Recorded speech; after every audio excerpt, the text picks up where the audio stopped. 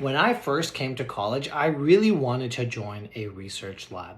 And as one does, I emailed a bunch of professors whose research I was interested in, and finally, one of them responded. And he asked me to read a research article and present it to him. The only problem was I had never actually read a research article before. I'd heard of them, of course, but I had no idea how to actually read one. And I remember opening it and feeling super overwhelmed. It was super long, it was dense, it was full of scientific jargon, and honestly, it was very intimidating. I spent a ton of time on it, and looking back, I really wish I had someone to explain to me how to actually read a research article. Well, now I'm a fourth year PhD student, and reading research articles is a huge part of my job. Some days I even read multiple papers, and I've even published a few of my own. So in this video, I want to give you my full no BS guide on how to actually read and understand a research paper. This video is for you if you're a high school or undergraduate student trying to get into research, a new grad student who's doing literature review or preparing for something like a preliminary exam, or honestly just someone who wants to be more informed about what's going on in the scientific community. And this matters for a much bigger reason too. A lot of people get their scientific information from headlines, from social media posts, or secondhand or AI summaries. But a scientific paper can represent months to years of work by teams of scientists. And by the time it gets turned into a headline, a lot of the nuance is lost. And unlike news headlines or social media posts, these papers undergo what's called peer review, meaning that other scientists who are in that field critique it before it even gets published. So if you want the real story, you need to be able to read the paper itself. The first big thing to understand is that a research paper is not a textbook chapter.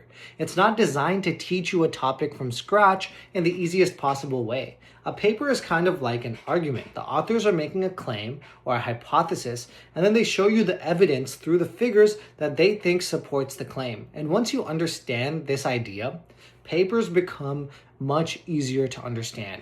Your job is not to read and understand every sentence on the first try. Your job is to figure out what question are the scientists asking, what they found, and why they believe it. And if you can answer those three questions, you will understand a paper better than most people do on their first pass. Very quickly, here's the anatomy of a paper. Obviously, it varies by journal, but this is typically what it looks like. So this is how I actually approach papers. The first thing I want to do is understand the big picture. The first thing you want to figure out is the article type. Is this a review article or is this an original research paper? And it matters because a review is trying to summarize the field while a research paper is presenting new data. And the next thing I look at is the title. The title is basically a TLDR. It gives you the basic subject and main claim of the paper. And the next thing I look at is the abstract. This is a short summary of the paper. It's what they did, what they found, and why it matters. And if I still need more context, that's when I read the introduction. This is especially useful if you're new to a topic because it really nicely sets up the motivation. It tells you what the field already knows, and it tells you what gap this paper is trying to fill. But if you already know the field pretty well, then you might not actually need to spend that much time here. The next thing I do is look at the figures. The story is in the figures.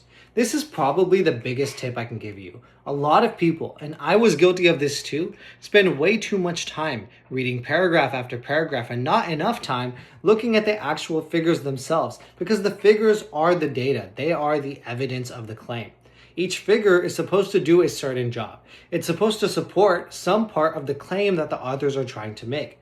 And when I'm reading a paper, I try to summarize each figure in one sentence, no more, no less, because this works, especially for me, because this is what I do when I'm writing a paper. When I'm writing a paper and I'm outlining it, I literally write a one-line description of what each figure is supposed to do.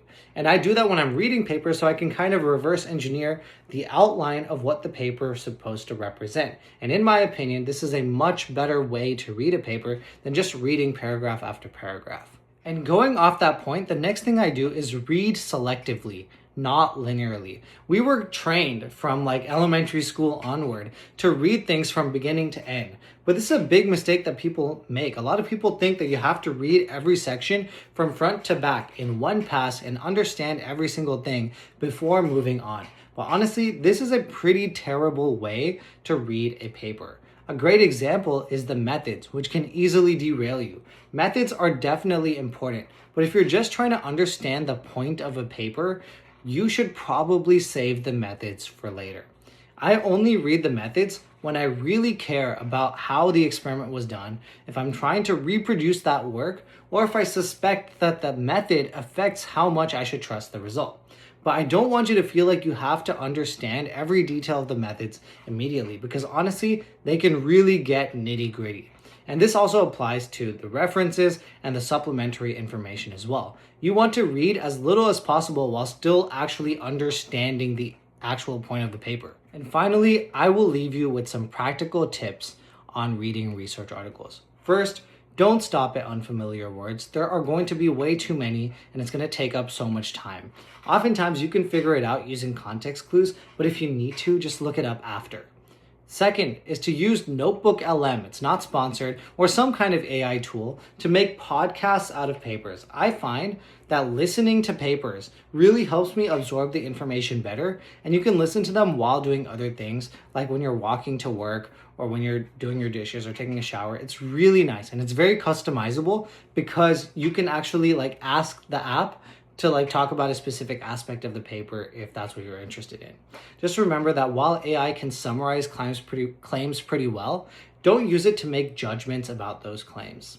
And finally, allow yourself to read papers more than once. When I think a paper is really important, I actually print it out and I read it over and over and over again, and that actually really helps me understand it.